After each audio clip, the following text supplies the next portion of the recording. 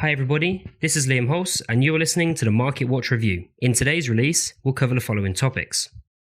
Unemployment in the US, Tesla shares collapsed by 25%, Labor Day in the US and Canada, and sale on the oil market. The publication of the report on unemployment in the United States was one of the key events of the past week. Let me remind you that the day before this release, sales on the stock market increased noticeably. The unemployment rate fell to 8.4% with a projected decline of only 9.8%. An unexpectedly strong improvement in this indicator did not support the stock indices, as the recovery of this situation in the labour market could lead to a tightening of the monetary policy conditions of the Federal Reserve.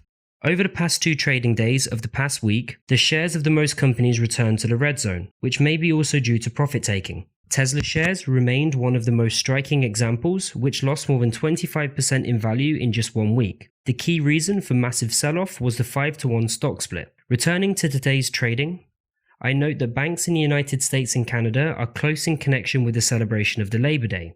As a consequence, the volatility of trading in the foreign exchange market can remain very low, while the stock markets are completely closed. At the same time, I cannot completely eliminate the risk of unexpectedly strong price movements in the foreign exchange market, since surges often cause the so-called fin market.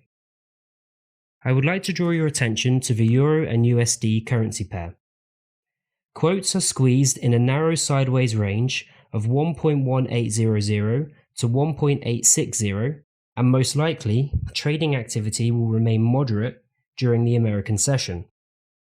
But already on Tuesday, the excitement both in the foreign exchange market and in the stock market may noticeably increase. Concluding today's review, I would like to note a fairly strong wave of sales in the oil market.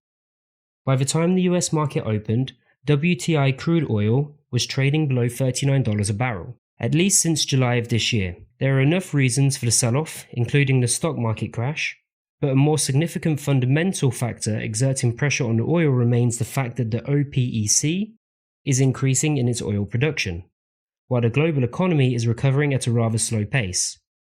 Therefore, there is a risk in decline in further prices for black gold. That's all from me. Closely monitor the news background and be prepared for all the surprises of the market.